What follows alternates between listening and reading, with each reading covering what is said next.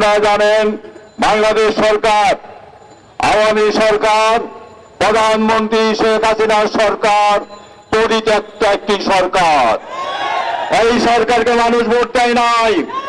আওয়ামী লীগের নেতা কর্মীরাও শেখ হাসিনার কেন্দ্রে ভোট দিতে যায় নাই।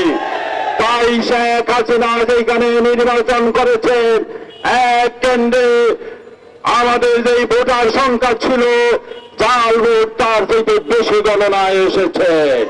প্রমাণ হয় পুরা বাংলাদেশে জাল ভোটের মাধ্যমে প্রধানমন্ত্রী নির্বাচিত হয়েছেন। মাননীয় প্রধানমন্ত্রী পরিত্যক্ত বর্জিত একটি সরকার।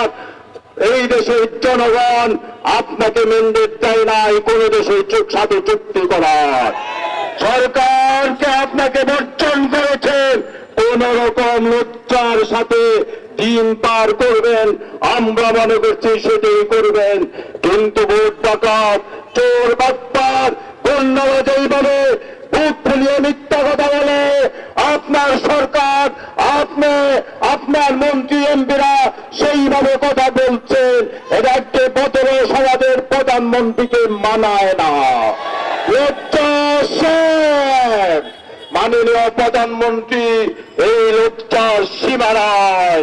আমরা লজ্জিত, বাংলাদেশের জনগণ আপনার কারণে, আপনার সরকারের কারণে লজ্জিত, বিশ্ববাসীর কাছে আমরা লজ্জিত। জাতীয় বন্ধুগণ, আপনি চুক্তি করেছেন, সাংবাদিকরা জিজ্ঞাসা করেছে, আপনি বলেন শেখের বেটি, শেখের বেটি দোহাই দেওয়া আপনার মুখে আর মানায় না। বঙ্গবন্ধু শেখ মুজিবুর রহমান যেই সীমানা স্বাধীনতার মাধ্যমে এঁকে দিয়েছিলেন, সেই সীমানাকে আপনি মুছে ফেলার অপচেষ্টা চালাচ্ছেন।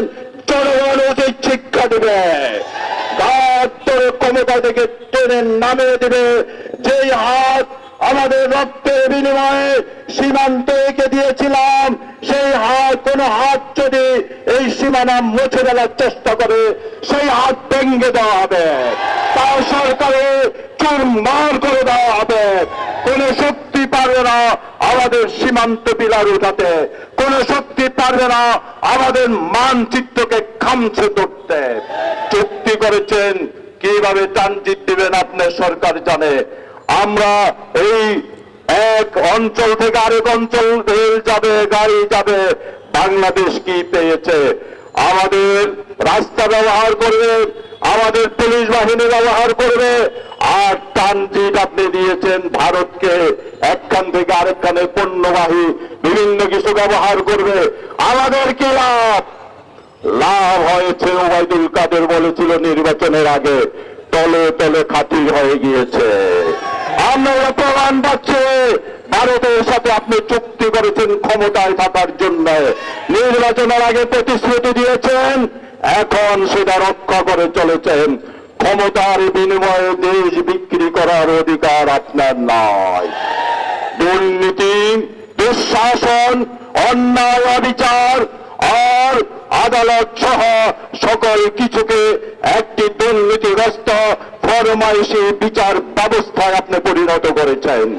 ঘুষ দুর্নীতির ব্যাপারে পুলিশ সার্ভিস অ্যাসোসিয়েশন নামে একটি সংস্থা সাংবাদিকদের হুঁশিয়ার করে বলেছে তারা যেন না লেখে।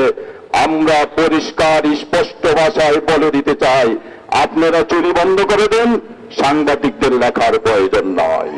আপনারা চুরি করবেন, শুধু সাংবাদিক নয়, এই দেশের প্রত্যেকটি দেশপ্রেমিক সাংবাদিক এবং জনগণ তার প্রতিবাদ করবে। আমাদের প্রশ্ন, দুর্নীতি দমন কমিশনের এখন প্রয়োজন নাই। কিছু ছাগল দিয়ে, গরু দিয়ে আমরা দুর্নীতিবাজকে ধরতে পারি। দুর্নীতি দমন কমিশনকে বিলুপ্ত করা হোক, সরকারি গোয়েন্দা সংস্থাকে বিলুপ্ত করে দেওয়া হোক। এদের প্রয়োজন নাই। এখন দুর্নীতিদের বাজদেরকে ধরার জন্য ছাগলেই যথেষ্ট। আপমন আসিম সাহেব, আপনাকে ধন্যবাদ জানাই। আপনি সংসদে বলেছেন দুর্নীতি প্রাতিষ্ঠানিক লাভ করেছে। আপনার সরকার, প্রধানমন্ত্রী আর সব সহ যারা আমলা আছে, তারা বাংলাদেশে কি করেছেন? বেতন ভাতা নিয়েছেন আর বসে বসে আঙ্গুল চুষছেন। বেতন ভাতে আপনাদের জন্য বৈধতা নয়। সরকারের সকল সুযোগ সুবিধা বন্ধ করে দেওয়া হোক। যারা দুর্নীতি ধরতে পারে না, আমাদের ব্যাংকের টাকা কোথায়? আমাদের কৃষক শ্রমিক খেটে খাওয়া মানুষ আর ব্যবসায়ীরা যেই টাকা রোজগার করে এই দেশকে সমৃদ্ধ করার জন্য প্রচেষ্টা চালিয়েছে আওয়ামী সরকার, প্রধানমন্ত্রী শেখ হাসিনার নেতৃত্বে যেই সরকার সব টাকা লুট করে বিদেশে পাচার করেছে। প্রত্যেকটি টাকা ফেরত আনুন, কয়েক খণ্ড হিসাব নেওয়া হবে। আমার স্বাধীনতা সার্বভৌমত্ব বিকে দিয়ে আমার টাকা পাচার করে আমার বাংলার বুক ছেড়ে এক কান থেকে আরেক কানে শত্রু বাহিনীকে আপনি যাওয়ার অধিকার দেবেন, আমরা বসে বসে আঙ্গুল চষবো, এই স্বপ্ন ভেঙে দেওয়া হবে। আগামী দিনের সংগ্রামে সবাইকে দাওয়াত দিয়ে আজ